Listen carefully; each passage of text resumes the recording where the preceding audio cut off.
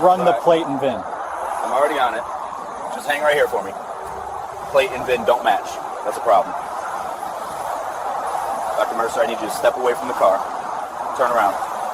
Hands behind your back. This officer thought he had found an easy target.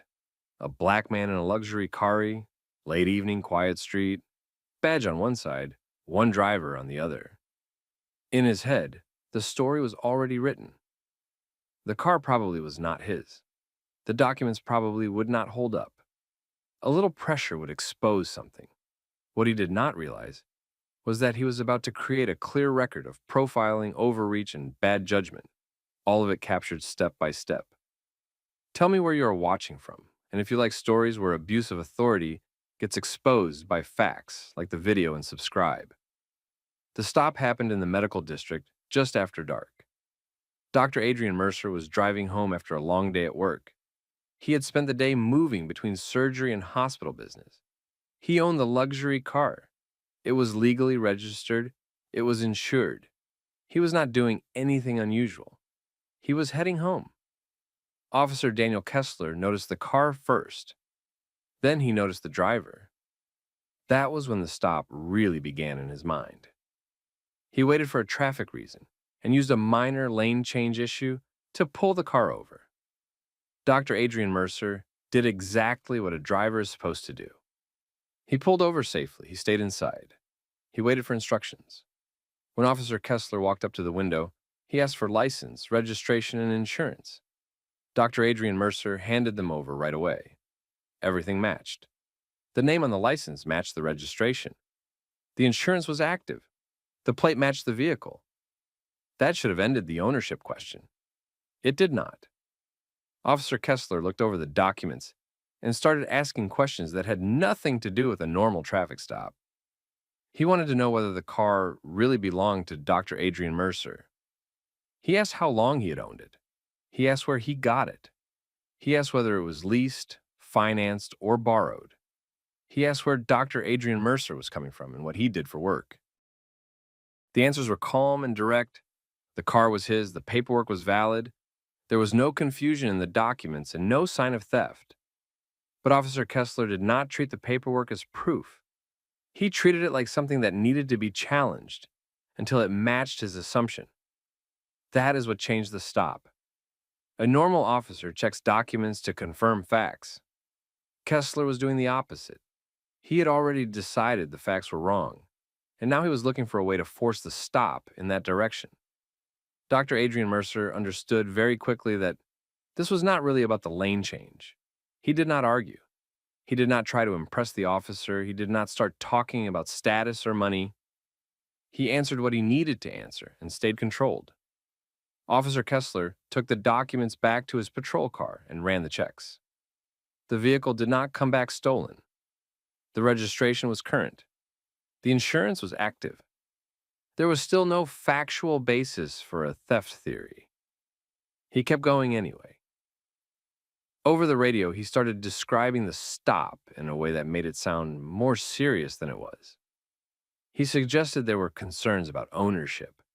He framed Dr. Adrian Mercer as suspicious without pointing to any real conduct that supported that label.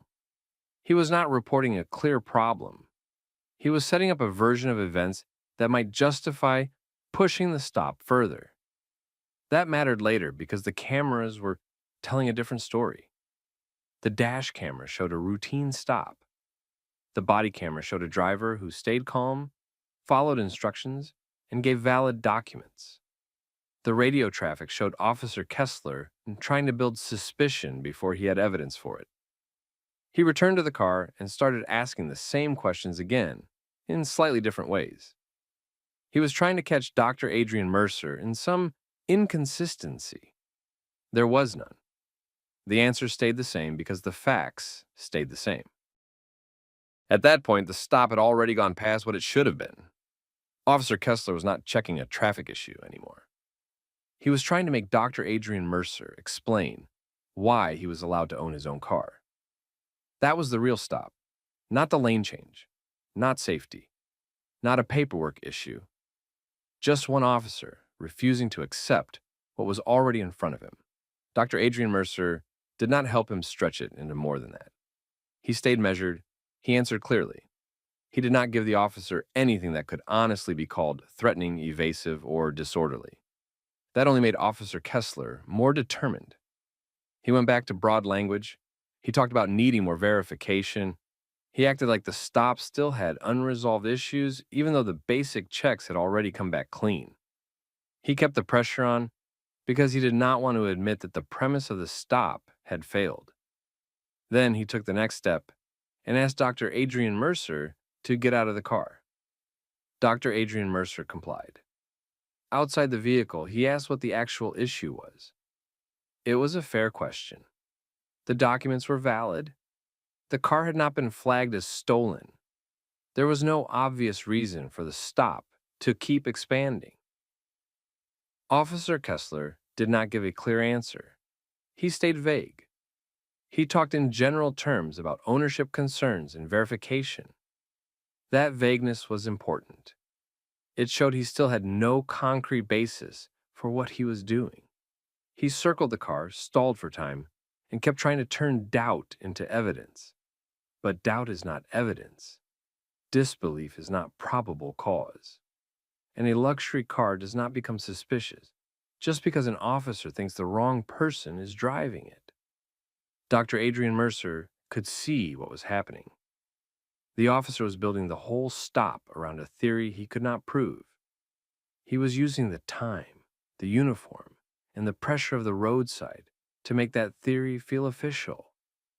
That is how bad stops grow, not from facts, not. From confidence backed by authority, and Officer Kessler still thought he was in control. He thought he had found someone he could push around. He thought the stop would end with the driver rattled and the officer satisfied that he had asserted control.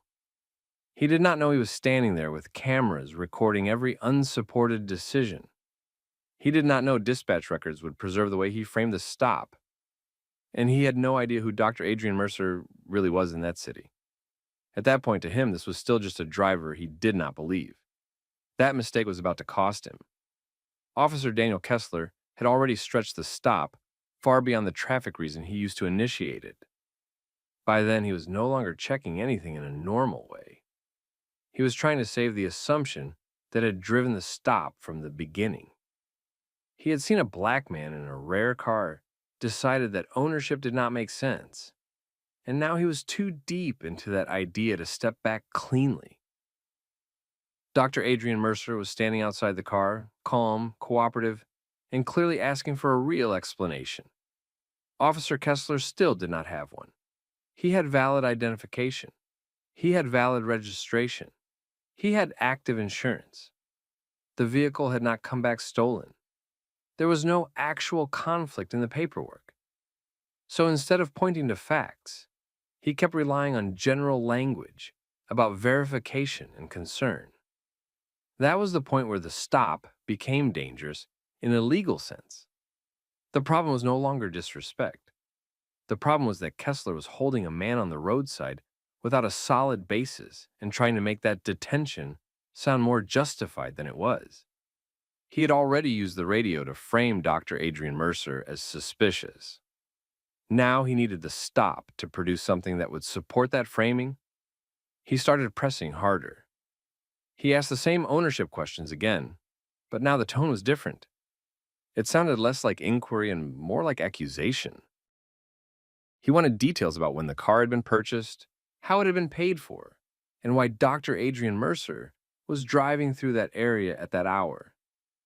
None of those questions solved the real problem because there was no real problem to solve. They were pressure questions. The goal was to force hesitation, not to clarify facts. Dr. Adrian Mercer stayed measured. He did not try to debate the officer. He did not start talking too much. He gave direct responses and kept returning to the same basic point. The vehicle belonged to him. The documents were valid, and there was no lawful reason to keep treating the car like stolen property when the records were not showing that. That answer should have forced Officer Kessler to either end the stop or admit he had nothing. He did neither. Instead, he kept expanding the suspicion. He started suggesting that even if the car had not been flagged, that did not fully settle the issue. He hinted that the paperwork could still be fraudulent. He hinted that Dr. Adrian Mercer's behavior was unusual. Those claims mattered because they later became part of the official justification. They also mattered because the footage did not support them. Dr. Adrian Mercer was not acting erratic. He was not changing his answers. He was not trying to leave. He was not interfering. The video showed a man standing still, listening, responding, and asking clear questions about the basis for what was happening. Kessler, however, had already committed himself to a narrative where calm behavior became suspicious simply because it did not help him. That is how weak cases get built. An officer starts with a conclusion, fails to find evidence, then lowers the standard until normal behavior can be described as concerning. Kessler went back to dispatch again. He requested additional confirmation on the vehicle and continued speaking in a way that made the stop sound unstable. He did not say he had the proof of theft because he could not say that honestly. He did the next closest thing. He spoke as if the possibility itself justified whatever he wanted to do next. That kind of wording is what usually gives bad arrests their first layer of cover, not facts. Just language that sounds official enough to survive until somebody reviews the actual record. Dr. Adrian Mercer understood that the stop was moving toward something worse. He asked whether he was being detained and what crime the officer believed had occurred. Those were exactly the right questions.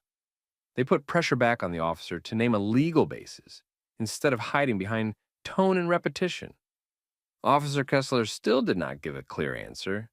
He moved closer to the car again, looked through the windows, circled around it, and acted like the car itself was evidence. Then he returned to Dr. Adrian Mercer and started focusing on behavior, not criminal behavior, just behavior he could label in vague terms later. He suggested Dr. Adrian Mercer was being too careful with his answers. He suggested he was being guarded. He suggested there was something off in the interaction.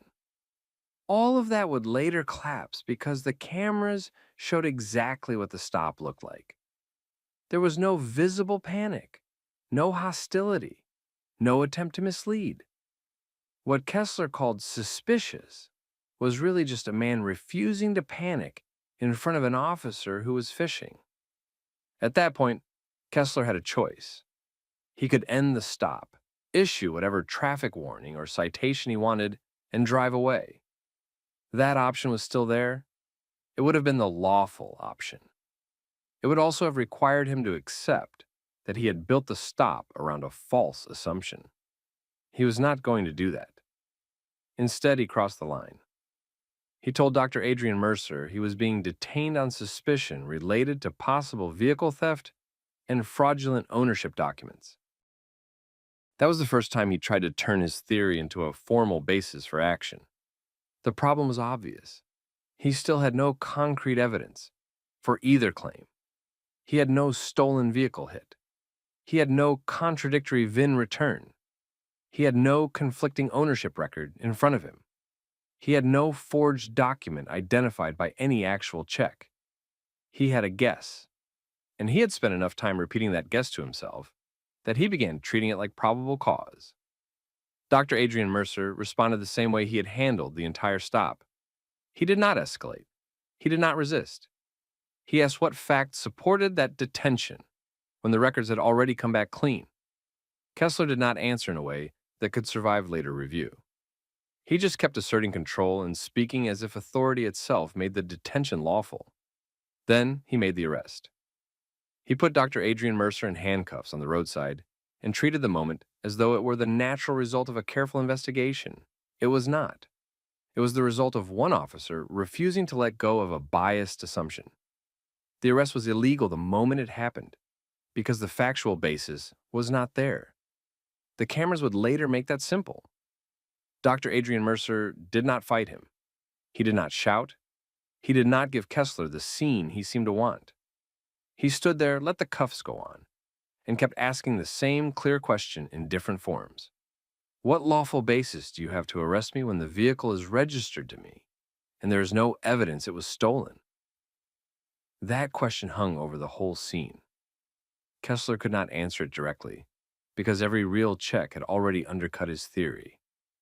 So he fell back on vague police language again. He referred to suspicious circumstances. He referred to concerns about authenticity. He referred to the need for further investigation. It sounded official in the moment. On paper and on camera, it would later look exactly like what it was: unsupported escalation. That was the mask-off moment. Up to then, he could still pretend he was being overly cautious. Once he made the arrest without evidence, that excuse started collapsing. He had taken the most serious step available to him without a lawful foundation. That is the kind of decision that destroys an officer when the record is clean enough. And the record was very clean. The body camera had captured a calm, compliant driver from the beginning.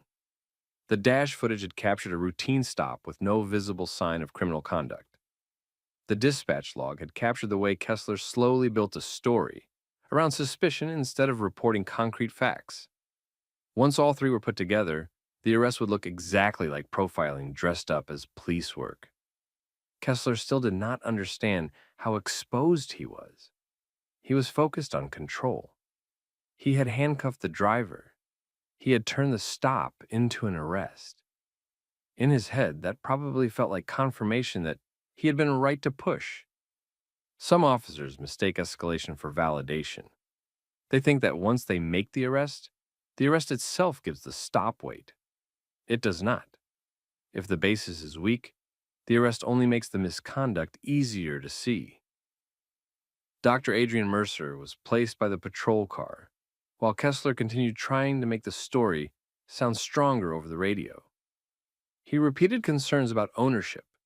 He referred again to suspicious behavior.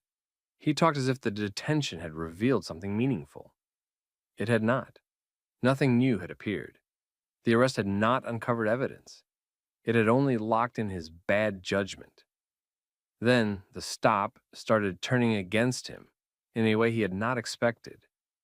The name he had been treating as just another license entry began to register with other people. Dispatch looked harder. Someone higher up recognized it. The questions on the other end of the line changed. Kessler was no longer speaking into a vacuum where vague language would be accepted without thought. He still did not fully understand where that was headed. At that moment, he thought he had pushed a driver into custody and would write the rest up later. He thought the hard part was done. He did not yet realize that the arrest itself had created the biggest problem of his career, because the man he had just placed in handcuffs was not only a surgeon, he was one of the most prominent people in the city's medical system, and the first people realizing that were no longer standing on the roadside. They were listening, checking, and starting to understand just how badly the stop had gone. That was where the stop stopped being something Officer Daniel Kessler could manage by tone and confidence. Once Dr. Adrian Mercer's identity was checked more carefully, the issue changed immediately. Kessler had treated him like a driver he could keep under pressure while he searched for a reason to justify the stop. Now supervisors were looking at the same documents Kessler had already seen, and those documents were not supporting the arrest. Dr. Adrian Mercer was not only a surgeon, he owned the hospital network tied to a large part of the city's medical system. His name was widely known. That did not make the arrest wrong. The arrest was already wrong. What it did was make the department pay attention right away. A supervisor got involved, and the stop had to be explained in concrete terms. That was where Kessler's problem became obvious. The car was not reported stolen. The registration matched Dr. Adrian Mercer. The insurance was active. The driver's license matched the paperwork. There was no solid fact showing fraud, theft, or any other crime tied to the car. Kessler had still made the arrest. He tried to defend it the same way he had handled the stop. He used broad language. He said the driver's behavior raised concern. He said the ownership issue did not sit right with him. He said more verification was needed. None of that answered the real problem. He had already put handcuffs on a man without evidence that a crime had occurred. That became even clearer once the recordings were reviewed. The body camera showed Dr. Adrian Mercer staying calm, answering questions and following instructions. The dash camera showed an ordinary roadside stop with no sign of criminal conduct. The dispatch log showed Kessler shaping the stop around suspicion that he never backed up with facts. Once those pieces were compared, the arrest looked exactly as bad as it was. Dr. Adrian Mercer was eventually released, but the release did not solve anything for Kessler. The arrest had already happened. The stop had already been recorded. The department now had to deal with an officer who had escalated without lawful cause. Then Kessler made another mistake. He wrote the report as if the arrest had been supported by the encounter. He described Dr. Adrian Mercer in suspicious terms. He wrote as if there had been uncertainty about ownership for longer than there actually had been. He tried to present the arrest as a reasonable response to a developing situation. The report did not match the video. That mismatch turned a bad stop into a bigger case. It was no longer only about profiling and illegal arrest. It was also about whether Kessler had exaggerated or falsified parts of his justification after the fact. Internal Affairs opened an investigation. At that point, the department was dealing with a clean evidence problem. The footage was clear. The audio was clear. The paperwork was clear. Kessler's explanation was the weak part of the record, not the strong part. News of the stop started spreading through the hospital system first. Then city officials heard about it. Lawyers got involved after that. Local media followed quickly because the core facts were simple and hard to defend. A black surgeon had been arrested in his own car, even though the documents were valid and the car was not stolen. There was no good way to explain that. Kessler had treated the car itself like a reason to suspect crime. He had treated his own disbelief like grounds to keep pushing. That approach held up on the roadside, only because he had the badge and Dr. Adrian Mercer stayed calm. It did not hold up once the evidence was reviewed by other people. By then, the stop was no longer about what Kessler thought he saw that night. It was about what the department could clearly prove he had done. Once Internal Affairs had the full record, Officer Daniel Kessler's position became very weak very fast. This was not a complicated case. The department had the body camera, the dash footage, the dispatch audio, the registration records, and Kessler's report. Those pieces should have supported each other if the stop had been lawful. They did not. The video showed a calm and cooperative driver. The records showed valid ownership. The audio showed Kessler building suspicion before he had evidence. The report tried to justify an arrest that the rest of the record did not support. That is why the case collapsed. The department could not defend the arrest as a close judgment call. There was no probable cause for vehicle theft. There was no basis to treat the registration as fake. There was no behavior from Dr. Adrian Mercer that justified turning a traffic stop into handcuffs. Once that was clear, the department had to face the next issue. Kessler had not just made a bad decision. He had pushed past the legal limit of his authority and then tried to explain it in a way that did not match the footage. That is what ended his career there. Internal Affairs concluded that he had made an illegal arrest, acted without lawful cause, and exaggerated key parts of his justification. The department fired him.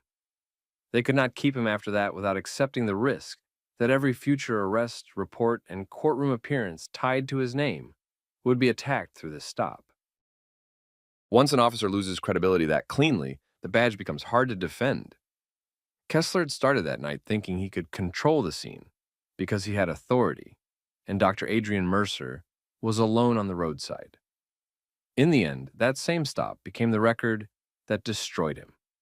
Not because anyone had to invent anything. Because the cameras were on, the documents were real, and his own decisions were bad enough to stand on their own. Dr. Adrian Mercer did not stop at the firing. He sued Kessler and the department for illegal arrest, racial profiling, and violation of his civil rights. That lawsuit was the next problem, and it was serious. The stop was already public by then. The facts were already easy to explain. A black man was pulled over in his own car, gave valid documents, stayed calm, and still ended up in handcuffs because an officer decided the car did not fit the driver. That is a case people understand immediately. The department now had to defend not just the stop, but the choices around it. Why the detention was extended. Why the radio traffic sounded the way it did. Why the arrest happened without real evidence. Why the report did not match the recordings. Those questions kept the incident alive because there was no simple answer that made the officer's conduct look reasonable. That was the real damage. Kessler lost his job, but the consequences went beyond him. The department came under pressure to explain training, supervision, and how an officer felt comfortable taking a stop that far with so little factual support. People started asking whether this was truly one officer acting alone, or whether he had simply done in public what had gone unchecked in smaller stops before. That is the kind of pressure departments hate because it moves the story from one man's misconduct to the culture around him.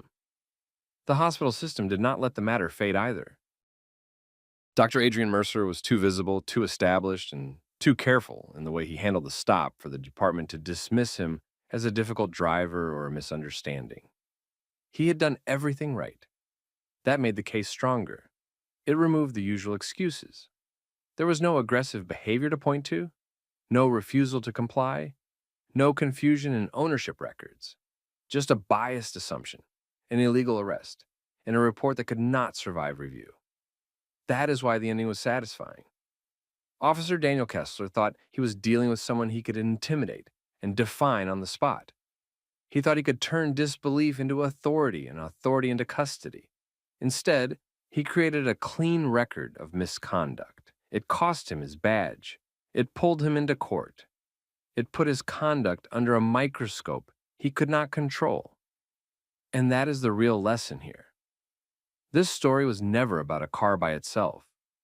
It was about what happens when an officer sees a person, decides they do not belong where they are, and then uses police power to force that belief into action.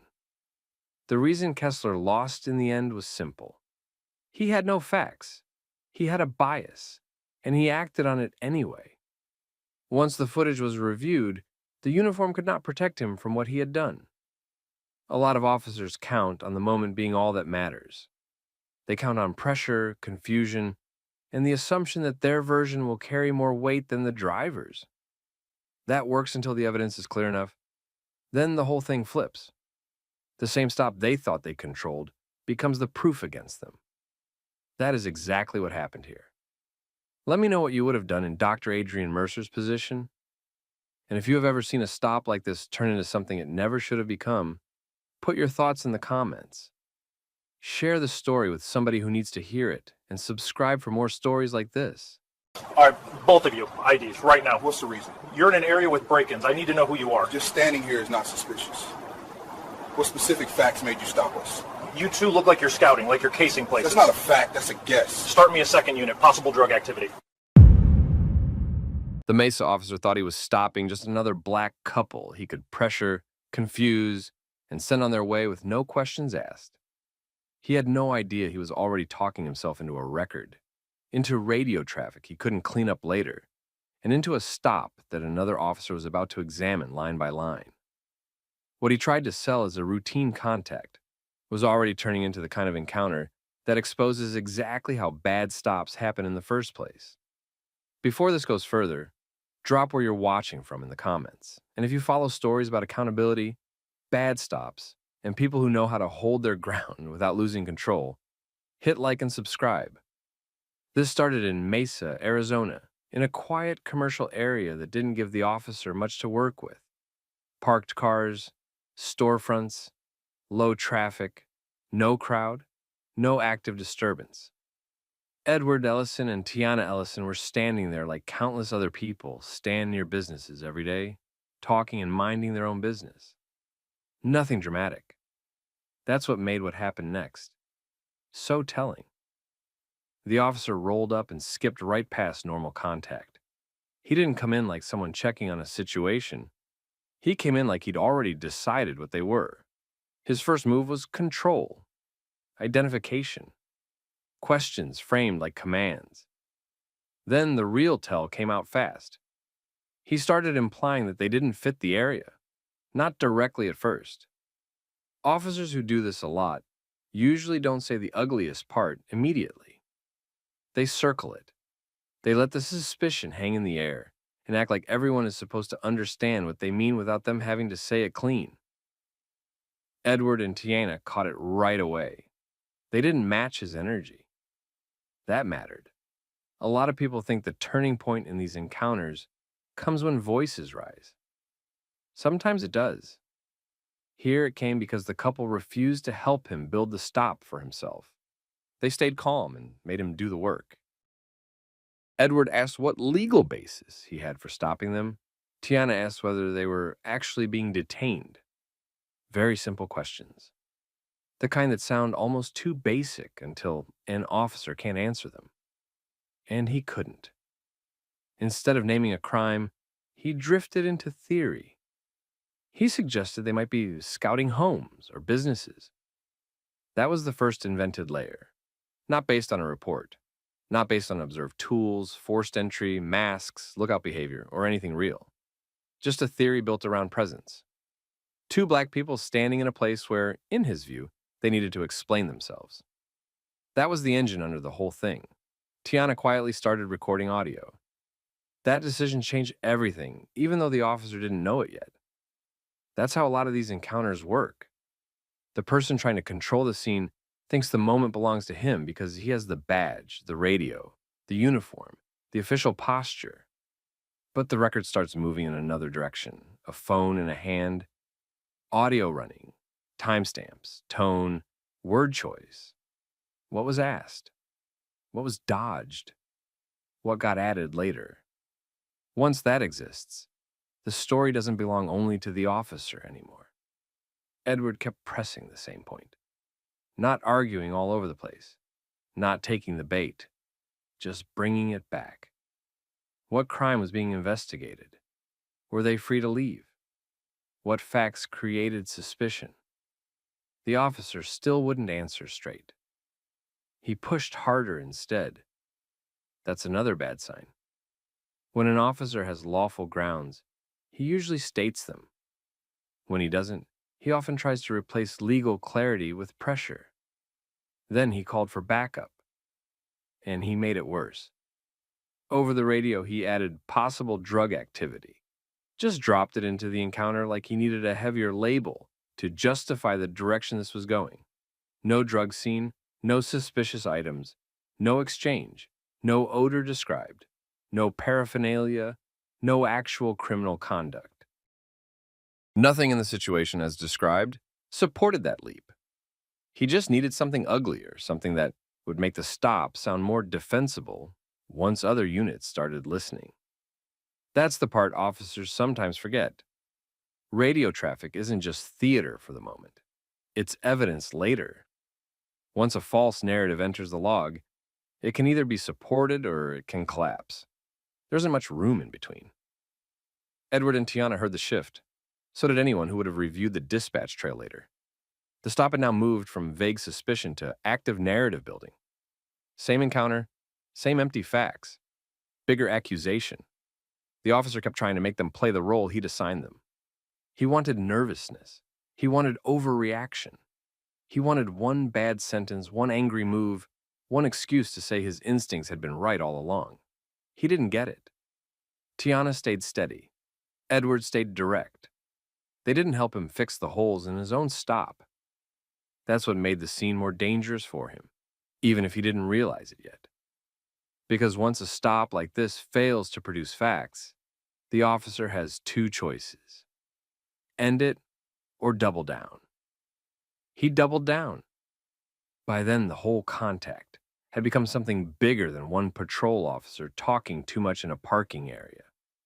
It was turning into a test of who could actually carry the burden of truth once more the people got involved. The first officer was betting on the usual outcome. Backup arrives, uniforms align. The original version gets protected. The civilians get outnumbered and worn down. That bet was about to fail. The next officer coming in wasn't walking into a clean scene. He was walking into a stop built on shifting claims, unanswered legal questions, and a drug reference that didn't match any visible fact. And Edward and Tiana weren't standing there, confused about what was happening.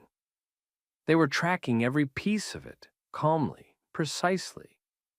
The first officer still thought he had time to shape the story. He didn't, because the second officer, Daniel Reeves, was about to ask the exact kind of simple professional questions that bad stops never survive. Officer Daniel Reeves arrived expecting the usual thing: a patrol officer making contact, a couple of civilians, some explanation that would sound thin but usable. That's probably what the first officer expected too. He'd already laid the groundwork over the radio. Possible casing, possible drug activity. Enough loaded language to make the stop sound more serious than it was. But Reeves didn't just absorb the first version and move on.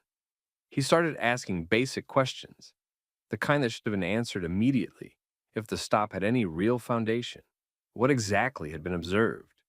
What crime was being investigated? Who had reported it? What specific facts led to the drug reference? Had either of them been seen handling narcotics, exchanging items, hiding contraband, trying to flee, or doing anything that pointed to an actual offense? The first officer had no clean answer. He kept circling back to impressions, presence, vibes, the area, how they looked standing there, how long they'd been there. It was weak, worse than weak.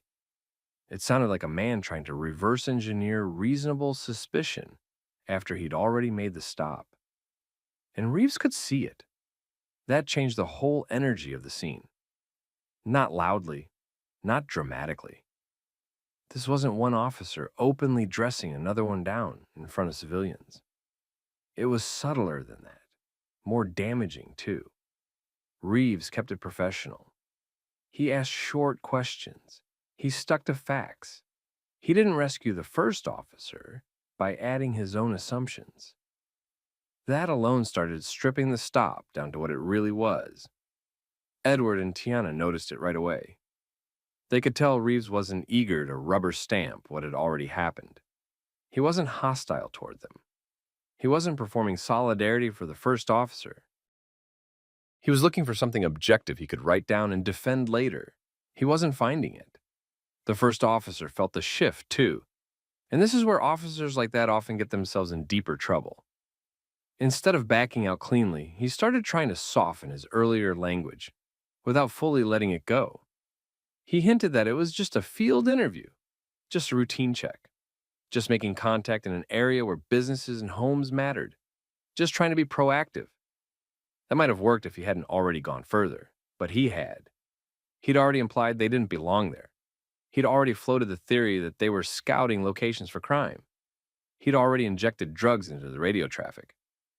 Once an officer does that, he can't casually rewind the encounter and pretend it was community policing. Reeves kept asking, had there been a complainant? No clear answer. Had either person admitted to anything? No. Had the first officer seen contraband? No. Had they tried to leave after being told they were detained for a specific crime? That question hung there because the first officer still hadn't clearly established any lawful detention in the first place. That's the part that usually gets buried in stories like this.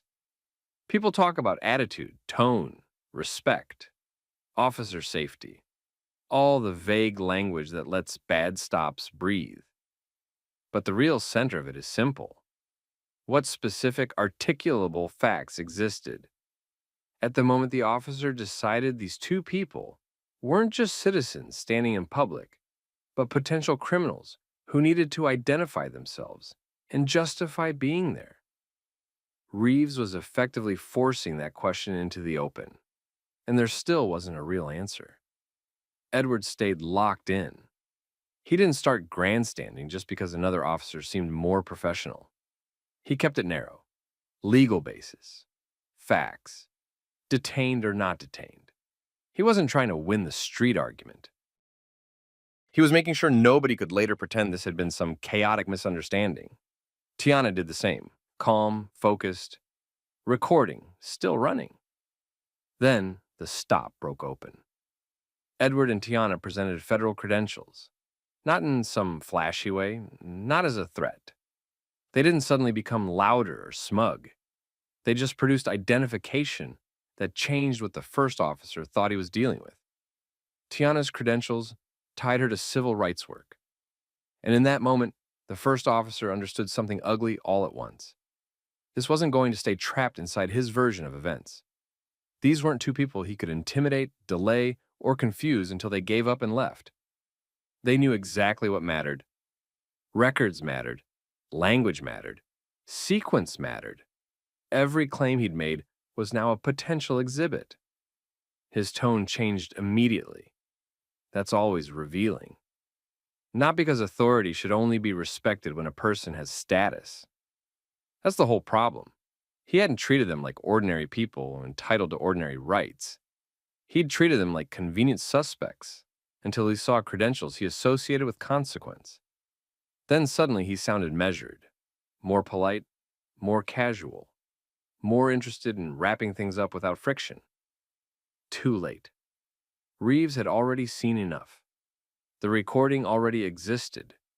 The radio traffic already existed. And Edward and Tiana had just shown that they were not only calm under pressure, but fully prepared to follow the paper trail after the stop ended. The first officer started trying to repackage the contact. He suggested it was all routine, standard, no big deal. Just checking. Just making sure everything was okay. But that version couldn't survive the timeline. Routine contacts don't usually start with demands unsupported by clear facts. They don't usually involve telling people they don't fit the area. They don't usually develop into unsupported theories about casing property. And they definitely don't suddenly add drug suspicion over the radio for no factual reason.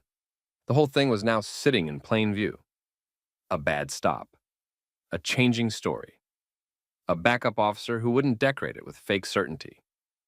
That's when command had to enter the scene. Because once an encounter starts unraveling in front of multiple officers, somebody higher usually gets called to contain the damage. A sergeant arrived. By then, the first officer had lost the core battle. Not the ego battle, the factual one. The sergeant wasn't arriving to a blank slate. He was arriving to a stop where another officer had already been asking why the legal basis didn't make sense, where the couple remained composed, and where the original officer's own radio language was now part of the problem. Tiana didn't waste time. She formally stated that she had a full audio recording of the encounter. Then she laid out exactly what would happen next. Body camera footage would be requested. CAD records would be requested. Dispatch logs would be requested. There would be an internal complaint and a full investigation into the detention. That was the moment the stop fully flipped. Not because anyone raised their voice. Not because the first officer got publicly humiliated in some dramatic movie scene way. It flipped because the tools of accountability were now on the table in a specific, informed, unavoidable way. Recording, logs, video, supervisor awareness, a witness officer who had already made clear there was no solid basis for what happened. And Reeves didn't blur it to protect the stop. He confirmed in substance that there was no valid basis for detention.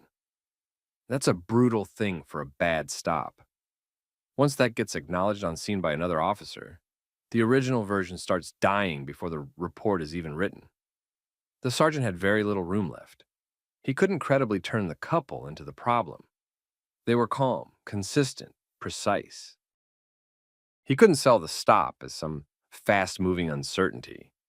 There was no real offense driving it, just an officer who saw a black couple in a quiet area and started building suspicion around their existence. So the pressure changed direction, not openly, but it changed. The question was no longer what Edward and Tiana were doing there. The question was what the first officer thought he was doing. The sergeant understood the problem fast, not because the first officer explained it well. He didn't. The sergeant understood it because the stop had already been stripped down to its weak parts before he got there. No clear reported crime, no specific observed conduct, no real explanation for why drug activity had suddenly gone over the radio. And now a full audio recording sitting in Tiana's possession. That changes the scene fast. The first officer still tried to shrink what happened. He pushed a safer version now. He acted like it had been a basic contact that got misunderstood. He tried to flatten the escalation and make the whole thing sound administrative. That wasn't going to hold. Not with Reeves there. Not with the couple staying consistent. Not with the sequence already laid out in real time. Tiana made it plain that they weren't interested in arguing on the sidewalk. They were interested in records. She stated that they would be requesting the body camera footage, the CAD entries, the dispatch audio, the unit history, and the incident documentation tied to the stop. She also made clear that her audio recording captured the officer's shifting reasoning from the beginning. That's when the first officer really lost control of the encounter. He couldn't fix the timeline anymore. He couldn't smooth over what he said first by changing his tone at the end. Edward stayed the same way he'd been the whole time.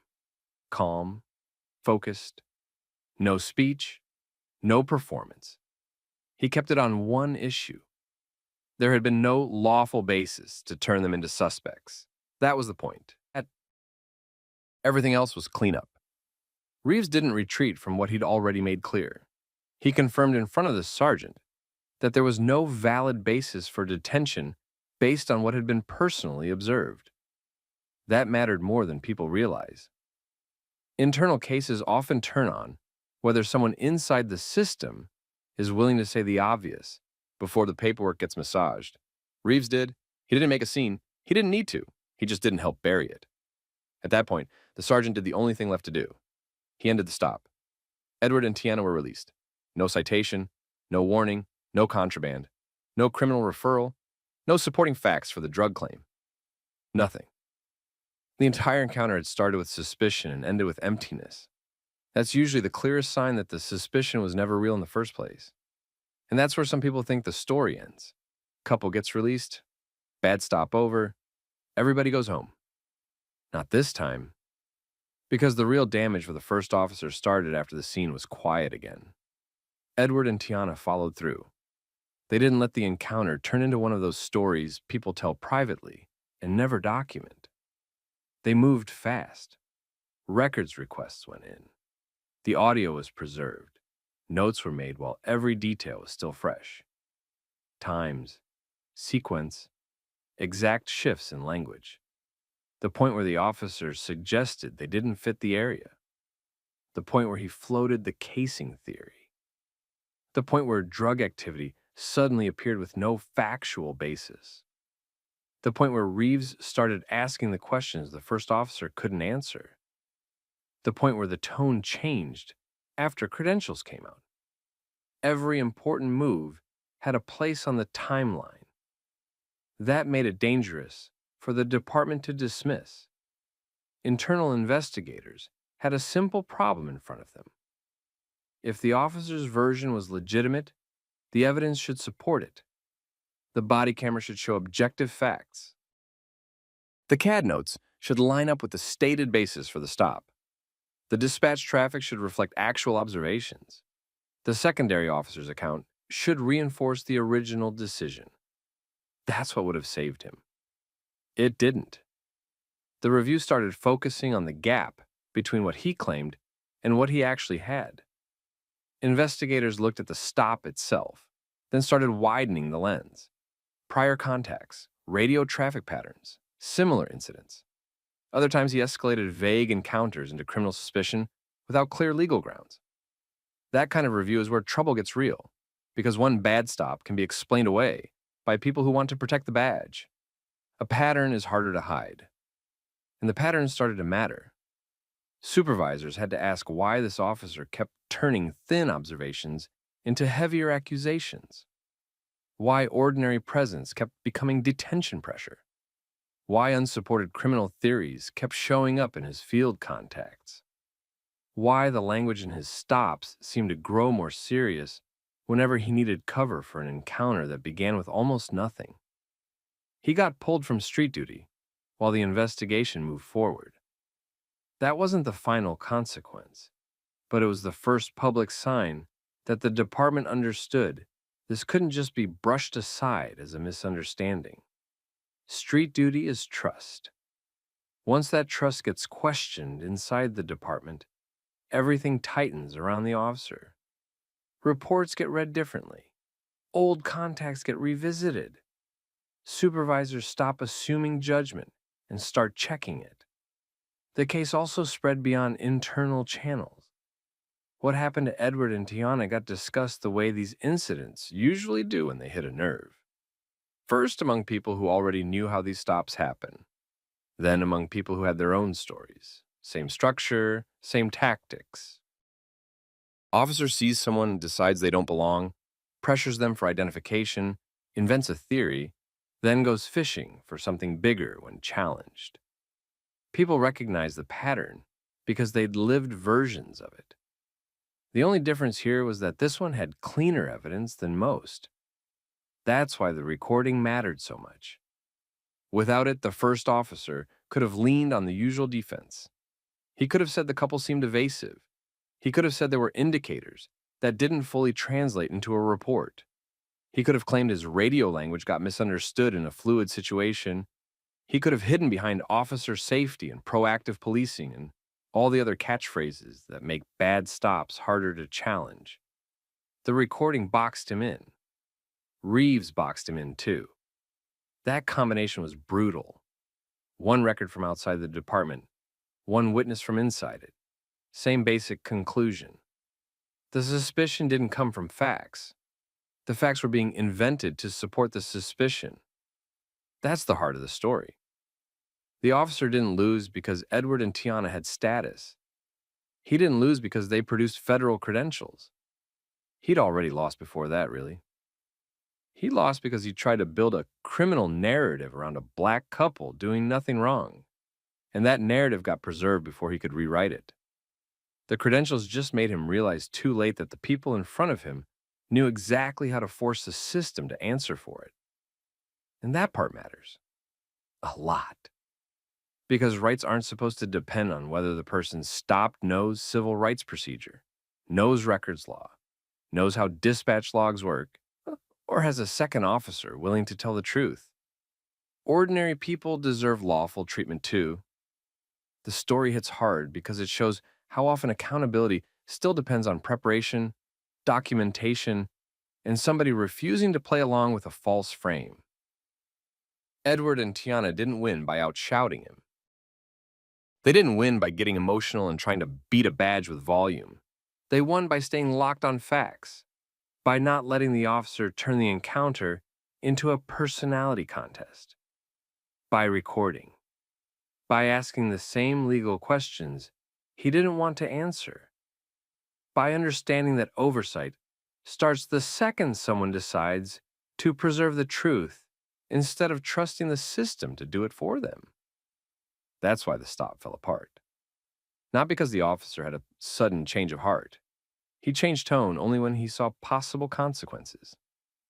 That's an important detail, and people shouldn't look away from it. He treated them one way when he thought they were easy targets. He treated them another way when he thought they had institutional power behind them. That switch told the whole story on its own. In the end, the officer tried to turn an ordinary moment into criminal suspicion. He tried to make presence sound like planning. He tried to make a weak stop sound serious by adding drugs to the radio. He tried to lean on the usual assumption that once police language enters the record first, it controls the story. He was wrong. The record beat him. The questions beat him. The facts beat him. And that's the lesson here. When somebody in authority starts building a case out of nothing, the smartest response isn't panic, it's precision. Know what was said. Know what was observed. Know what changed. Know what can be requested later. Once the false narrative gets checked against the actual sequence, a lot of power disappears fast. So that's the story. A Mesa patrol officer thought he had found just another couple he could pressure without consequence. What he actually found was a clean record, a professional witness, and two people who understood that accountability starts before the stop is even over. What would you have done in that situation? Have you ever seen an officer try to create suspicion first and look for facts later? Put your thoughts in the comments. Share the story with somebody who needs to hear it, and subscribe for more stories like this. Once we get that uniform, you got proof you're supposed to be wearing it? Deputy, I'm on official travel. What's the legal reason for this contact? Don't flip it on me. I asked you a question. Who are you? Colonel David Holloway. This is a government vehicle. If you have a lawful basis, state it. You're not going to tell me how to do my job. Show me your ID. Are you detaining me, yes or no? This deputy thought he was pressing just another man at a gas pump with a few aggressive questions. But he had no idea he was actually confronting a real high-ranking military commander on official travel. He looked at the uniform, decided it didn't belong on that black man, and acted like suspicion was enough to turn a fuel stop into an interrogation. Watch how that bad decision started falling apart the second the commander stayed calm, stayed precise, and made the deputy explain himself. This wasn't just an awkward encounter. It was a clean, recorded example of reckless authority running straight into discipline. Before this goes any further, say where you're watching from. Country, state, city, wherever. And if you like stories where arrogant people overplay their hand and get exposed by their own behavior, hit like and subscribe. Now look at the scene the way it actually unfolded. Deputy Ryan Mercer pulled into that county line gas station late in the evening, thinking he was about to do something proactive. That's how guys like him usually framed it. Not interfering, not guessing, proactive. He spotted a government SUV at a pump under the canopy lights. Next to it stood Colonel David Holloway, a black man in full military command uniform, fueling up on the way between installations. That should have been the entire story. Government vehicle, military uniform, quiet stop for gas. Move on. Mercer didn't move on.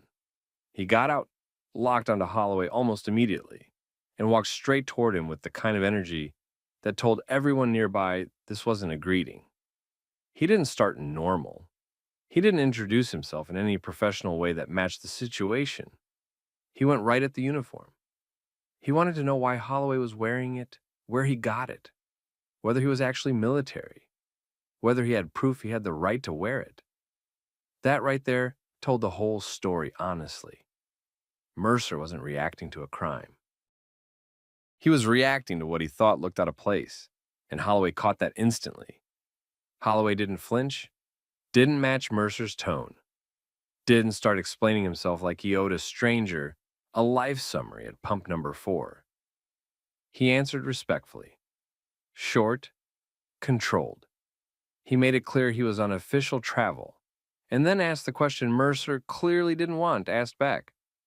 What legal basis did he have for detaining or questioning him while he was fueling a government vehicle?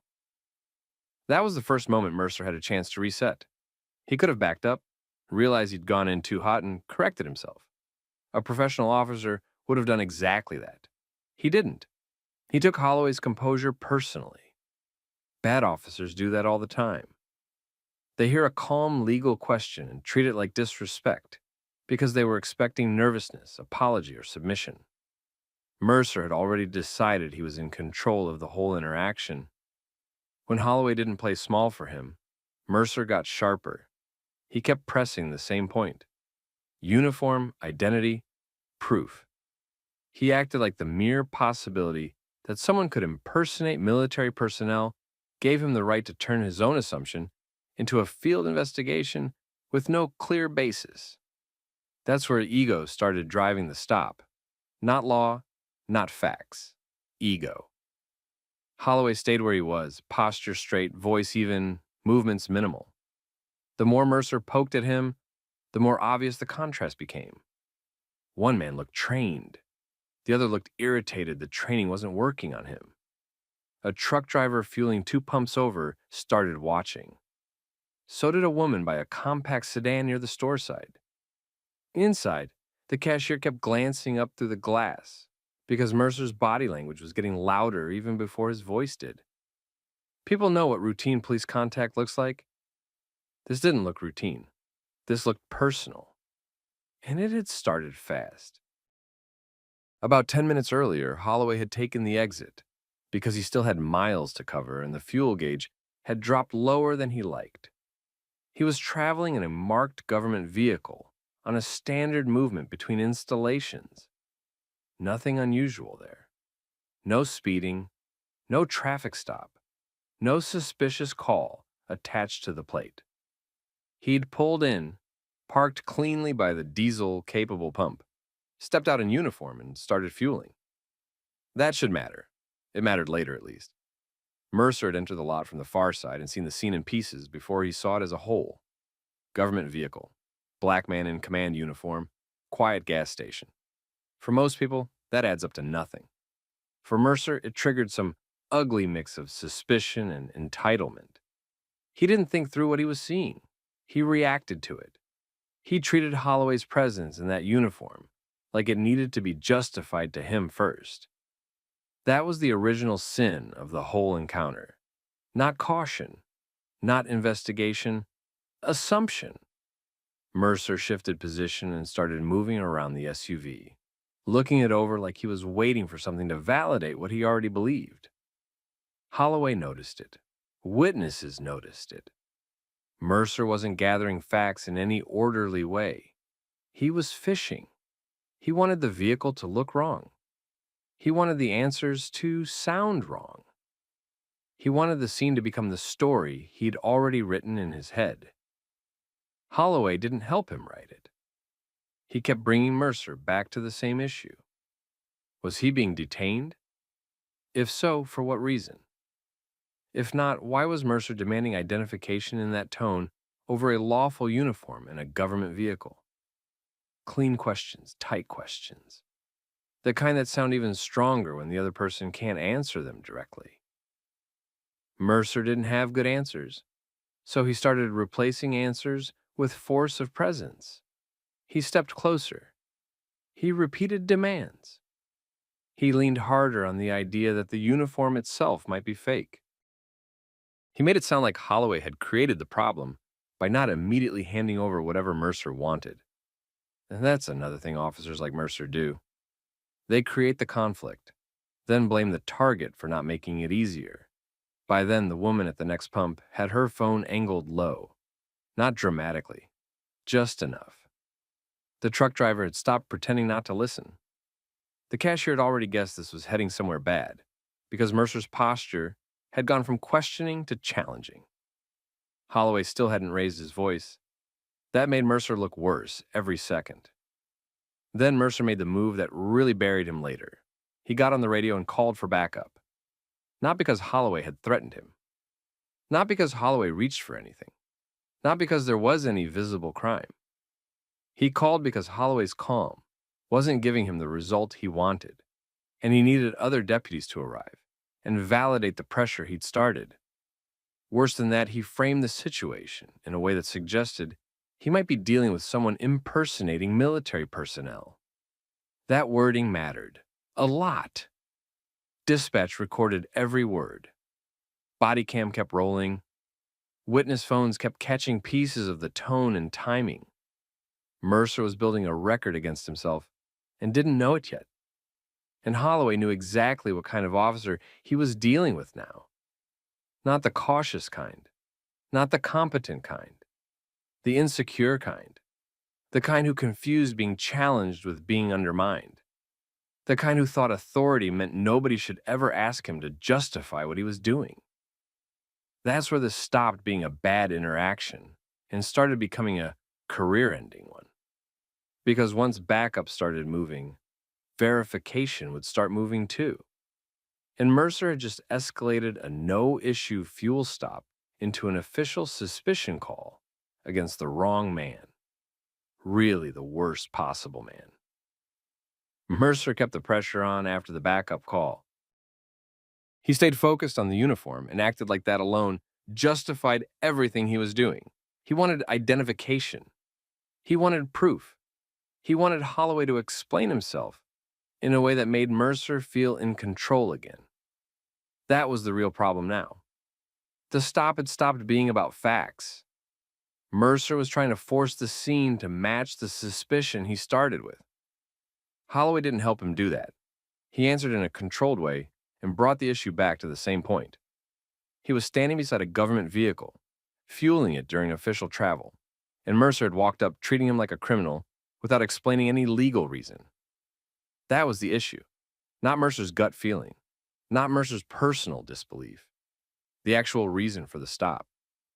Mercer had no good answer, so he shifted into inspection mode. He moved around the SUV and looked at the plates, the markings, the windows, the rear quarter panels like he was trying to spot something that would save him. He checked the vehicle because the uniform challenge wasn't landing the way he expected. Then he went back to the uniform again. Same angle, same suspicion. He was bouncing between the man and the vehicle because he still wanted one of them to give him a clean excuse. Nothing did. The SUV was clearly government issued. The uniform was in order. Holloway's appearance, posture, and responses all matched someone who knew exactly what he was doing and exactly how not to get dragged into a pointless roadside argument. That contrast started catching attention. The truck driver parked 2 pumps over, stayed where he was, and watched. A woman near the storefront side of the lot slowed down instead of leaving. Inside the station, the cashier kept looking up because Mercer wasn't handling this like a brief check. He was dragging it out. People could see that. They didn't need legal training to see it. One man was standing there, fueling a vehicle and answering in a controlled way. The deputy was the one turning it into a scene. Mercer asked for identification again, harder this time. Holloway didn't give him a performance. He didn't start trying to impress him. He pressed Mercer on the actual reason for the detention and whether Mercer was giving a lawful order or just making demands because he didn't like what he was seeing. That put Mercer in a bad spot. He wanted compliance without having to explain himself first. And that's where his tone started slipping. He got sharper, less professional, more personal. He treated Holloway's calm response like a challenge to his authority. That part mattered later because Bodycam doesn't just capture words. It captures pace, tone, distance, and how fast an officer gets irritated when somebody refuses to play the role he assigned them. Dispatch started checking the vehicle. That should have helped Mercer back out. It didn't. The registration came back consistent with a government-owned vehicle. That was a big fact, not a minor detail. A real deputy looking at the situation honestly would have understood right there that he was standing on weak ground. Mercer didn't step back. He adjusted the story in his own head and kept going. Now he acted like maybe the vehicle was real, but the man standing beside it wasn't. That was the point where his judgment fully broke down. He started picking at the rank and presentation of the uniform, as if he had some solid basis for doubting it. He didn't. He was just talking, filling space, trying to keep control of an encounter that was already turning against him. Holloway let him keep talking because Mercer was making the later review easier with every extra minute. Then Mercer used the radio again. He updated the situation in a way that still leaned into the impersonation idea, even though the facts were already moving the other way. That was a serious mistake. He wasn't just being rude in public anymore. He was pushing a misleading version of events into an official record. Witnesses noticed the same thing supervisors would later notice. Mercer had started with suspicion and never honestly tested it. He just kept feeding it. The woman at the next pump had her phone up now. The truck driver was listening openly. The cashier would later remember Mercer circling back to the same accusation instead of explaining why he had started the stop at all. That mattered because Mercer was going to need ambiguity later, and there wasn't much left. Then dispatch came back with more. This time it wasn't just the vehicle, the identity and travel status connected through official channels. Holloway was exactly who he appeared to be. Legitimate military commander, official travel, no active issue, No basis for an impersonation theory. That was the turning point. Mercer had spent several minutes treating a lawful uniform like evidence of a crime, and now the record was closing around him. The vehicle checked out. The travel checked out. The man checked out. All that was left was Mercer's behavior. He didn't handle that well.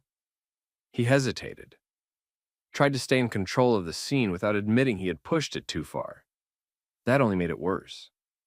By then, the second unit was close, witnesses were already recording, and dispatch had enough information to show that Mercer's original framing was wrong. He couldn't clean it up anymore. Too much had already been captured. When backup arrived, they weren't walking into a dangerous impersonation stop.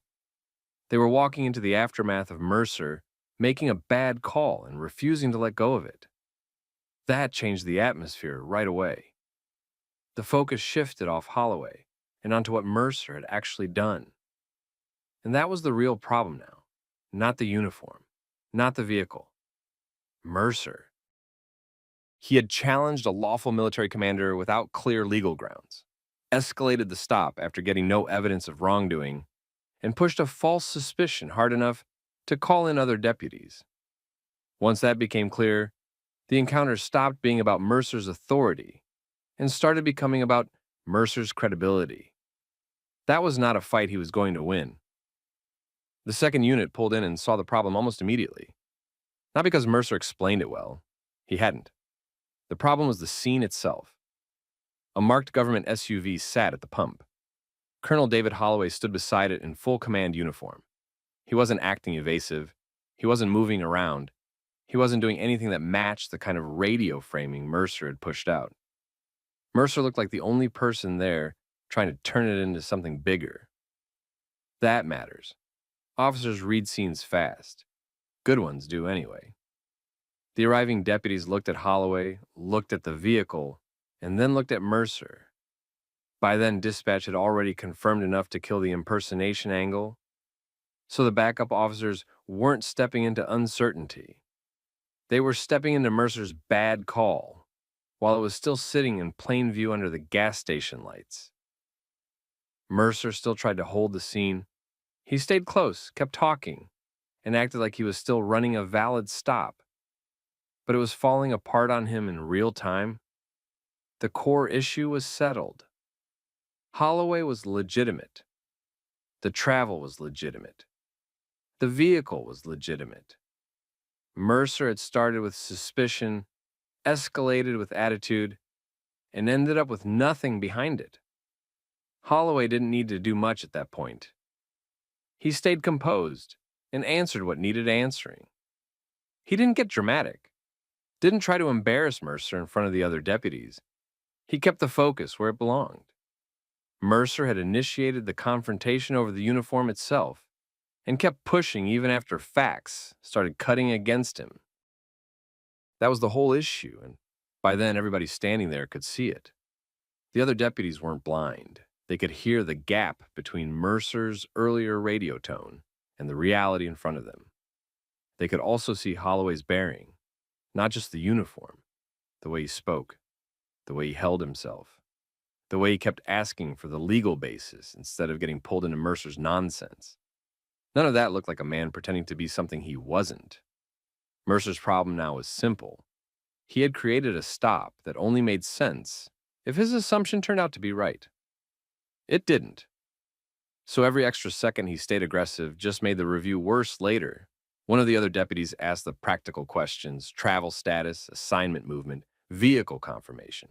The answers lined up. Dispatch confirmation lined up. The markings on the SUV lined up. The scene was done. Mercer should have stepped back right there and shut up. He didn't do that cleanly.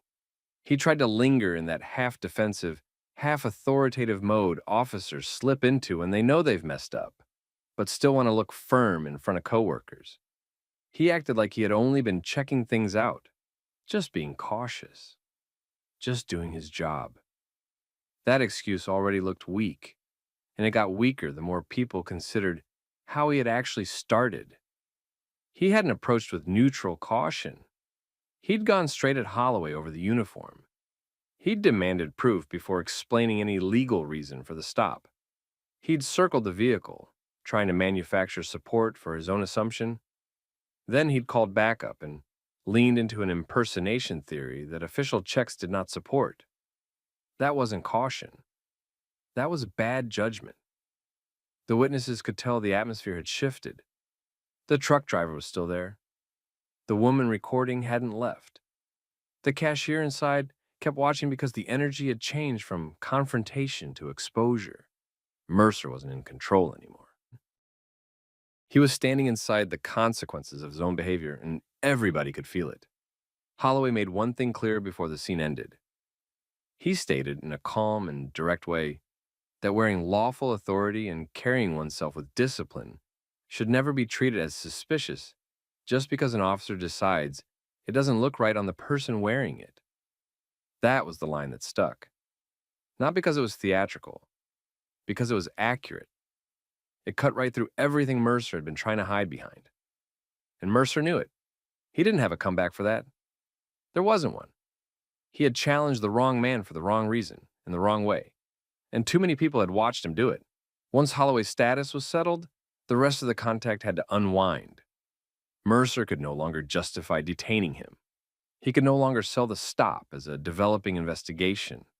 He couldn't even rely on confusion, because dispatch records, Bodycam, and witness video had already frozen the sequence in place. That's what ended the scene. Not a threat, not a speech. Documentation. Holloway finished what he had come there to do. Fuel the vehicle. Continue the trip. Mercer was left standing at the gas station with backup officers who now understood they had been called into a stop built on a deputy's ego and assumptions. That alone would have been bad enough, but the real damage started after everyone left. Mercer still had reports to write. Dispatch logs existed. Bodycam existed. Witnesses had video.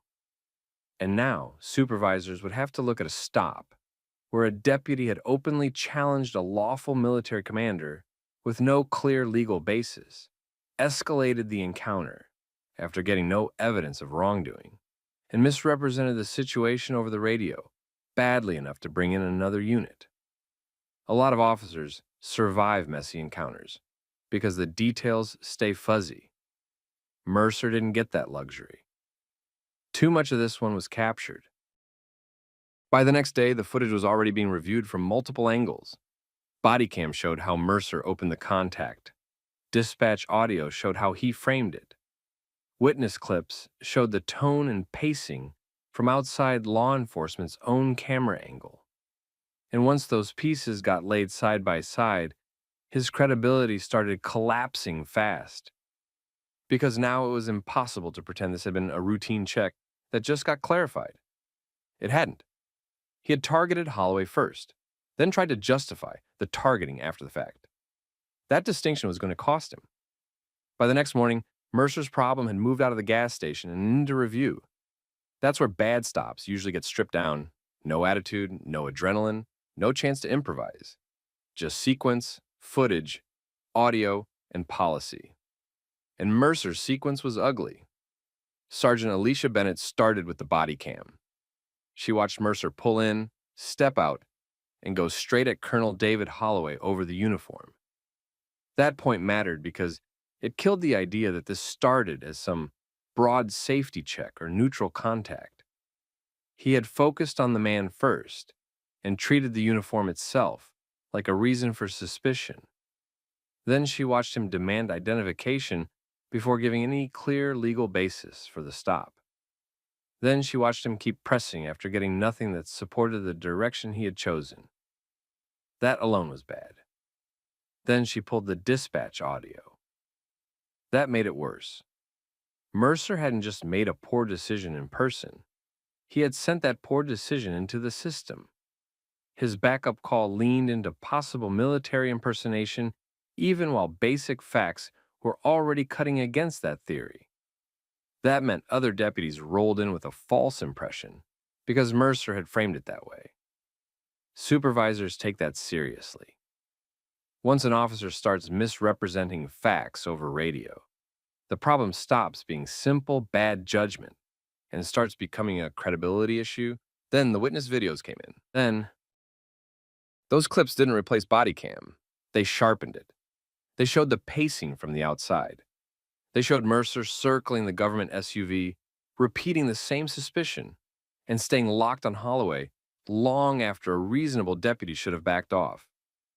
They also showed something Mercer really didn't need anyone seeing: the contrast. Holloway looked controlled from start to finish. Mercer looked like a man who had made a snap decision and then couldn't let go of it. That pattern carried into Mercer's written report. He tried to smooth the language out. He made the stop sound more neutral than it had been. He used the kind of wording officers use when they know the footage might not help them: concern, verification, suspicious circumstances. The problem for him was simple. Bennett had already watched what happened. She knew where he started, what he emphasized, and how he escalated. His report didn't match his conduct cleanly enough. That's where his credibility really started collapsing. And once a deputy loses credibility with supervisors, things move fast. Bennett compared the report to the Bodycam timeline. She compared it to dispatch. She compared it to the witness footage. The gaps were obvious. Mercer had no documented complaint to work from, no reported crime, no visible evidence of impersonation, no conduct by Holloway that justified treating him like a fraud at the pump. He had acted on suspicion first, then gone looking for support after the fact. That is poison in an internal review. Then command staff got looped in because this wasn't just a sloppy street contact anymore. Mercer had aggressively confronted a legitimate high-ranking military commander in full uniform during official travel, using county authority with no solid legal basis. That carries weight. Agencies hate cases like that because the facts are clean and the optics are worse. The military side confirmed Holloway's status and movement without drama. They didn't need speeches. They didn't need outrage. They just confirmed the obvious and let the county deal with its own deputy. That made the whole thing even more damaging for Mercer.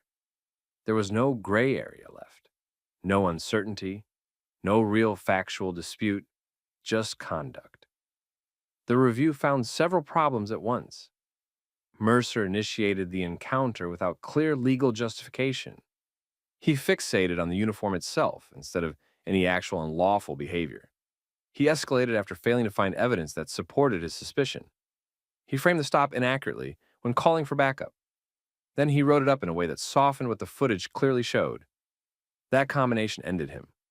A deputy can survive one weak call sometimes, even one rude encounter, depending on the agency.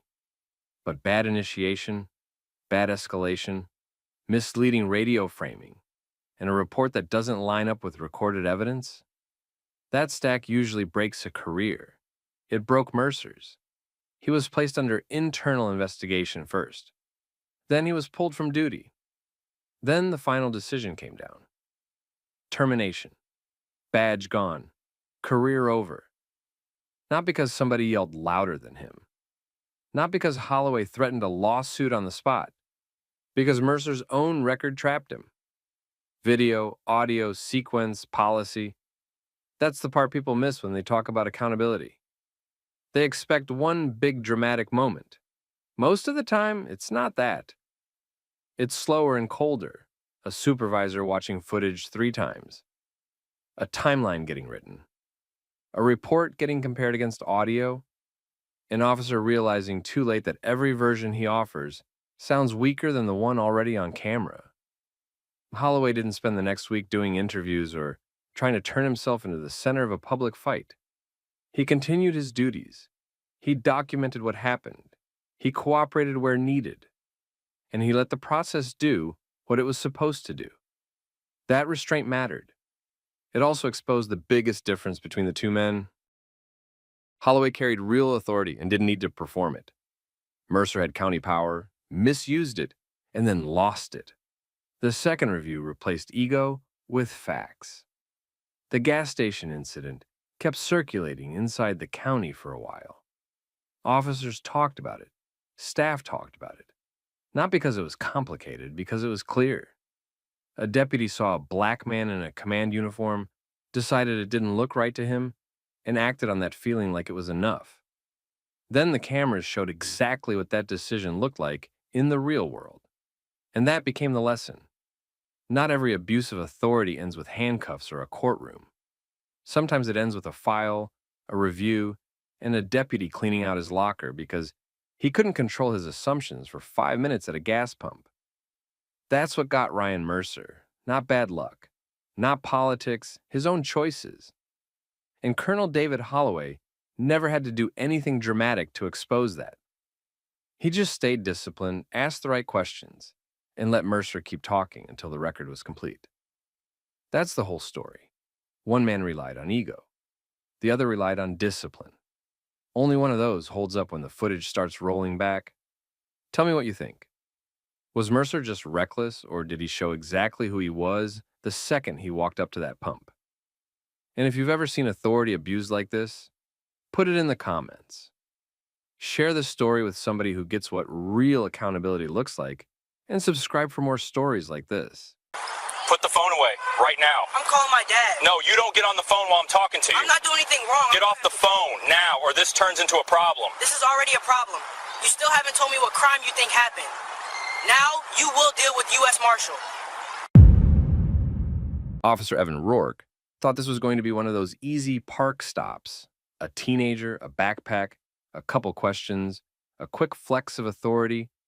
He didn't think it would turn into a multi-angle recording situation with a federal law enforcement supervisor showing up as the kid's father. He didn't think his own body cam and dispatch logs would become the thing that ended his career. Tell me where you're watching from, state or country. And if you like stories where somebody stays calm, asks the right legal questions, and the system gets forced to answer with facts, hit like and subscribe. Here's how it actually started. 16-year-old Jalen Brooks was walking through a public city park in the middle of the day. The place was calm. Families near the playground, a few people on benches, some walkers using the loop path. Nothing chaotic. Nothing urgent. Jalen had a backpack on. That was it. He wasn't running. He wasn't hiding the bag. He wasn't messing with anyone. He was walking like he belonged there. Because he did.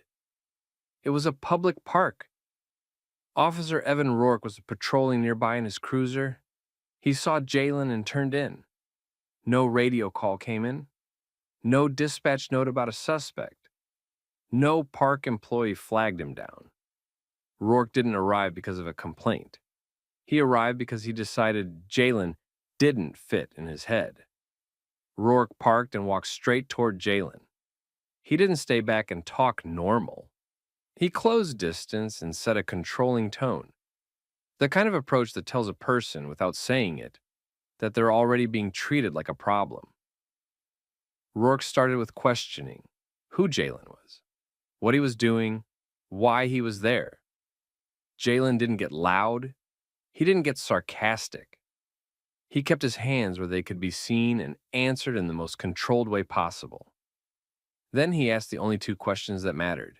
He asked what crime was being investigated. He asked if he was being detained. That's where the stop could have ended. If Rourke had a real reason, he could have stated it. If he didn't, he could have made it a voluntary contact and left. Rourke didn't state a crime. He didn't say Jalen matched a description. He didn't say there was an active investigation in the park.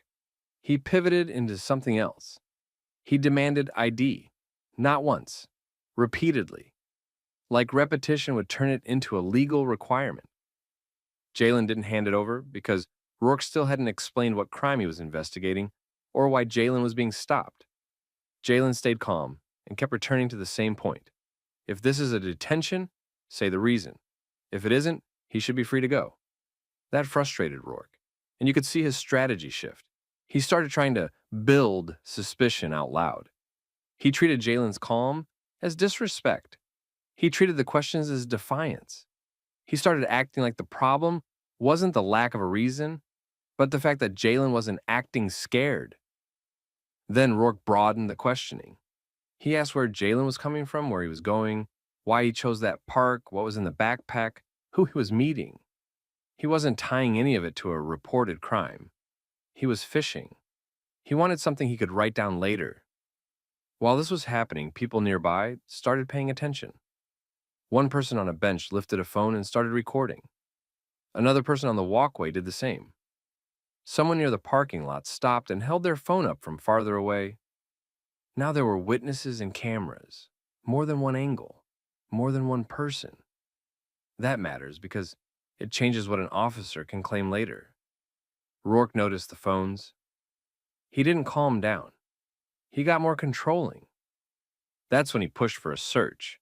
He asked for permission to search Jalen's backpack. He didn't say he had probable cause. He didn't say he had a warrant. He didn't point to anything specific Jalen did that suggested a weapon or contraband. He tried to make it sound like an easy way to clear this up. Jalen said no, calmly, no theatrics, no insults, just no consent. Rourke immediately tried to flip that refusal into suspicion. He implied that if Jalen had nothing to hide, he would agree. He leaned on that pressure line because it works on a lot of people, especially kids. Jalen didn't bite. He stayed on the same track. What crime is being investigated, and am I being detained? Then Jalen called his father. He pulled his phone out slowly and clearly, in full view. He didn't make any sudden movements. He didn't step toward the bag. He didn't do anything an officer could honestly describe as a threat. He made a normal phone call in a public place. Jalen told his father where he was and that an officer was stopping him and demanding ID and a bag search without stating a reason. Short, clear information. Rourke reacted badly to the call. Not because the call was dangerous, but because the call took control away from him. He stepped closer and told Jalen to get off the phone. He tried to interrupt by talking over Jalen and issuing more commands. He demanded to know who Jalen was calling, even though Jalen was already saying it was his father. He treated the call like it was an act of defiance, instead of a teen asking a parent for help. This is the part people miss when they watch clips like this. The phone call isn't a threat. The phone call is accountability. It means the officer can't control the story alone. The recording phone stayed up. Rourke then called for a second unit. Backup arrived and parked close. Another officer stepped in. Rourke's confidence went up immediately. He started repeating the same demands again. ID and the backpack. But now with another uniform standing there. Like that alone made the stop legitimate. Jalen stayed composed. He didn't start pleading. He didn't start yelling. He stood there with visible hands, kept his voice controlled, and kept asking the same two questions because those questions forced the officer to either explain the legal basis or admit he didn't have one. And at that point, Jalen's father was already on the way. Not as a vague threat, not as a dramatic moment. As a real person driving to a real location because his 16-year-old kid was being boxed in by two officers in a public park while strangers recorded. Jalen's father didn't show up like a guy looking for a fight. He showed up like a professional walking into a situation he already understood. Calm face, controlled pace, eyes scanning everything at once. Two officers, one teenager, 3 or 4 phones held up at different distances. A backpack sitting where it had been the whole time. Deputy U.S. Marshal David Brooks didn't start with insults. He didn't start with a speech. He didn't even start with the as a father angle. He started with procedure. He positioned himself near Jalen without crowding him. Close enough to be support, not close enough to look like he was escalating. Then he looked at Officer Rourke and went straight to the one thing Rourke still hadn't produced: a lawful reason. Brooks asked Rourke what call he was on. Rourke gave a vague answer, the kind that sounds official but doesn't contain any actual information. He tried to frame it as checking things out and making sure and suspicious behavior. Brooks didn't take the bait. He didn't debate whether Jalen looked suspicious. He asked for the dispatch call number or the complaint that led to the stop. Rourke didn't have one. So Brooks narrowed it down again. He asked if a park employee complained, if a citizen flagged him down, if dispatch aired a suspect description, if Rourke observed an actual crime. Rourke tried to keep it broad. He leaned on general talk about thefts in parks, public safety, and people have been reporting things.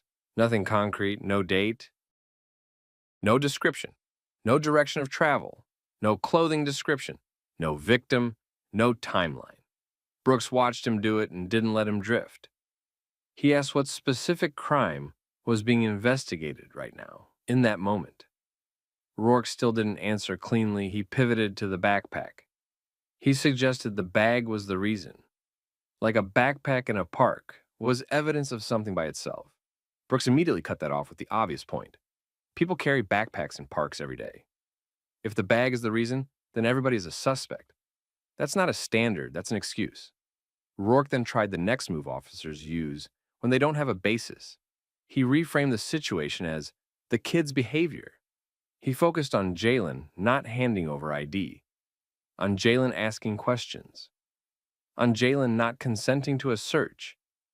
He treated that like it was resisting the investigation. Brooks didn't argue.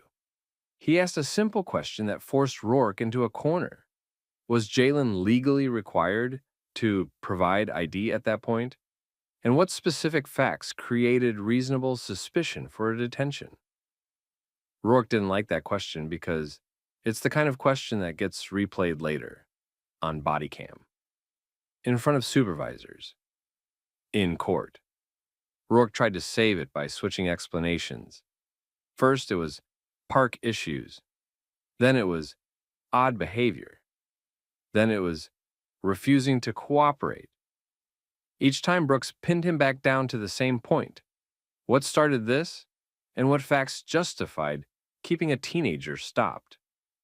While this back and forth was happening, the second officer stood nearby and watched. He didn't jump in with a clear explanation either. He mostly backed Rourke's posture by being there. That's what made it feel heavier for Jalen. 2 uniforms creates pressure even when nobody's shouting. The phone stayed up the whole time. And you could tell Rourke knew it because he kept adjusting how he spoke. He started using those careful-sounding phrases that don't actually say anything. He started talking like he was building a report out loud. Brooks didn't let him write the report with his mouth. Brooks asked if Rourke had told Jalen he was detained. Rourke tried to keep it blurry. Not quite yes, not quite no. He wanted the power of a detention without the responsibility of explaining it. Brooks pushed again, because blur is how people get trapped. Was Jalen free to leave? Yes or no? Rourke stalled, and that's when the situation shifted from annoying stop to department problem. Because now the scene had multiple witnesses recording, a teenager who'd been calm the entire time, a father who clearly understood federal standards and documentation, and an officer who still couldn't identify a single specific basis for this encounter. Brooks then did something that made Rourke's face tighten. He identified himself, not as a threat, as context. He didn't flash it around dramatically. He didn't posture. He simply made it clear he wasn't guessing about procedure and he wasn't going to let the stop stay vague. Rourke reacted exactly how officers react when they realize the person in front of them can follow the chain of accountability all the way up. He got defensive. He tried to reassert control with tone instead of facts. Brooks stayed even.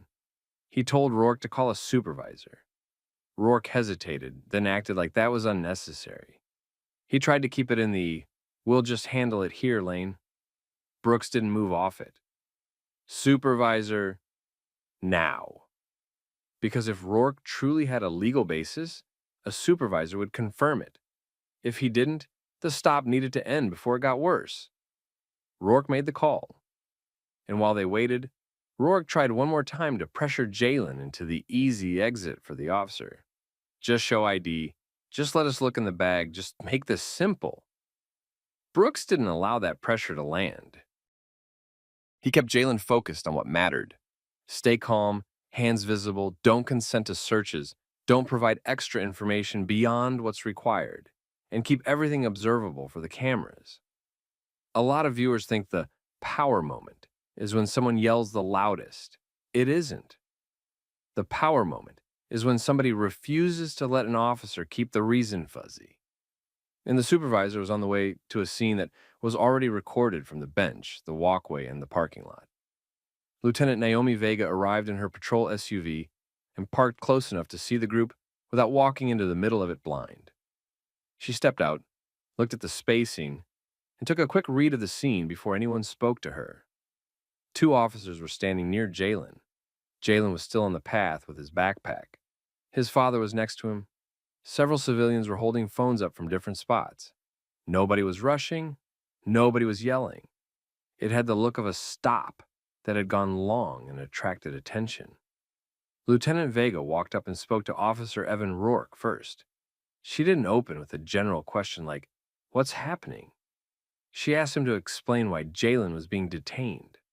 Rourke started talking in broad terms. He referenced recent issues and proactive patrol and suspicious behavior. He didn't give a specific call. He didn't give a specific crime. He talked like the park itself was the reason. Lieutenant Vega cut that down to specifics. She asked for the dispatch information. She asked if there was a complaint from a park worker or a caller. She asked for a suspect description, if one had been broadcast. She asked what exact crime was being investigated at that moment. Rourke couldn't provide a dispatch call number. He didn't name a complainant. He didn't produce a description that matched Jalen. He kept trying to justify the stop with general statements about thefts and safety. Lieutenant Vega then asked what Rourke personally observed that connected Jalen to any specific crime. She asked for actions, not impressions. Rourke tried to make the backpack the thing. He implied the bag created concern and that Jalen's refusal to cooperate made it worse. Lieutenant Vega didn't accept that as a basis. She pointed the conversation back to the standard she needed, a specific crime being investigated and specific facts tying Jalen to it. She also addressed the refusal point directly, refusing consent to a search and asking if you're detained or not crimes, and they don't create reasonable suspicion by themselves. Then she asked the question that forces clarity. Was this a voluntary contact or an actual detention? Rourke hesitated and tried to keep it in the middle. He wanted the authority of a detention without having to justify a detention. He kept talking instead of answering cleanly. Lieutenant Vega pressed for a direct answer and a direct explanation. She gave Rourke another chance to state the legal basis in plain terms. He still couldn't produce one.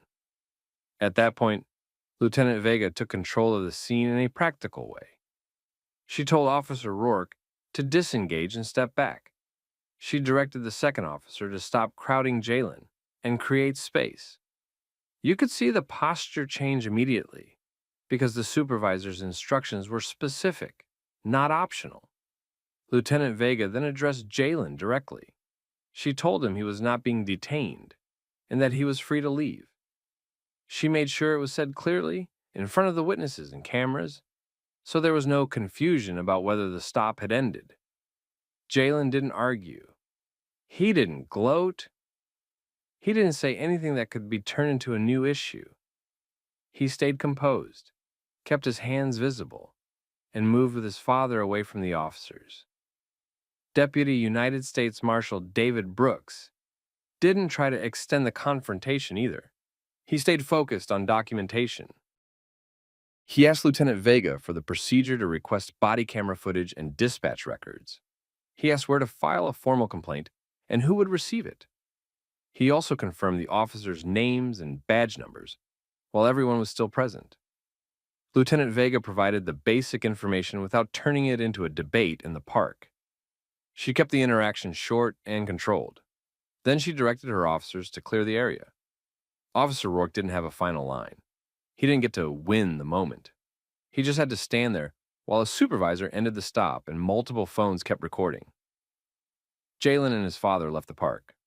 The public part of it was over. Deputy United States Marshal David Brooks didn't treat the park stop like a bad moment that ended when his son got released. He treated it like an evidence event because he'd seen how fast a vague stop turns into a clean report that doesn't match what actually happened. As soon as they got away from the officers, he wrote down the timeline while it was fresh. The time Jalen called him, the time he arrived, the time the second unit showed up, the time Lieutenant Naomi Vega ended the stop. He also noted where each witness was standing, because angles matter when videos start circulating. Within the next day, Brooks started requesting records. He asked for Officer Evan Rourke's body camera footage, the second officer's body camera footage, and the dash camera footage from both patrol cars. He requested the dispatch audio for the entire time window and the CAD entries tied to that park area during that period.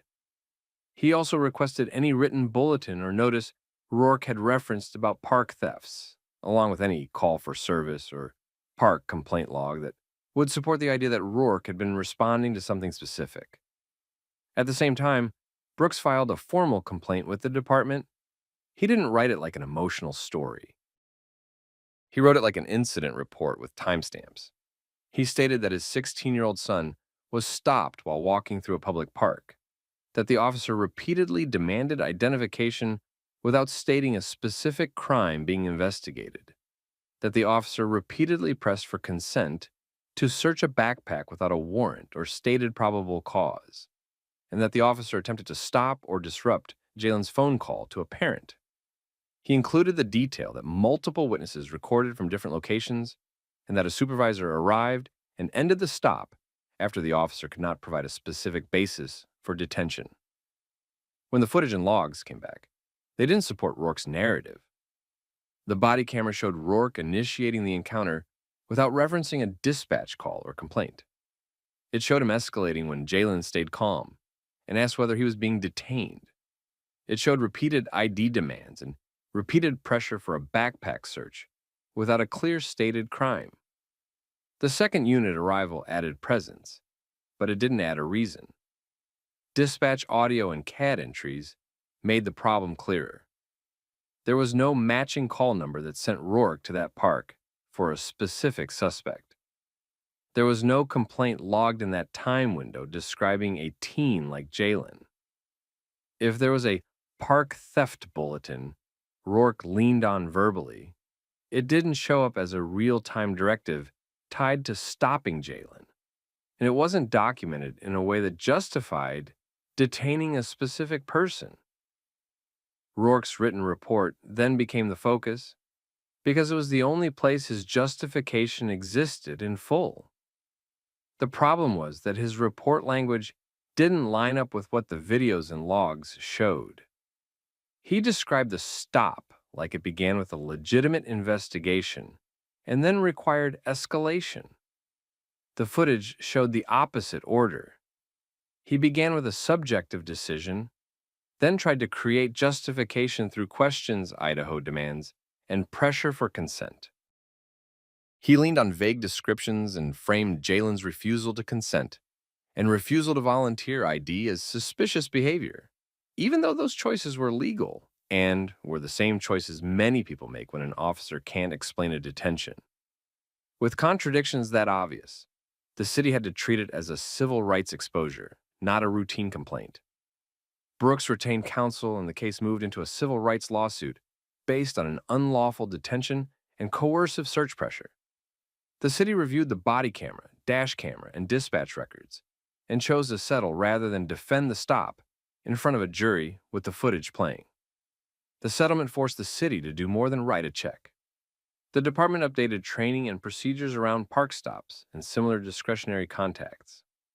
Officers were required to articulate a specific crime being investigated when detaining someone, document the initiating reason clearly, and follow stricter rules on how consent searches are requested and recorded.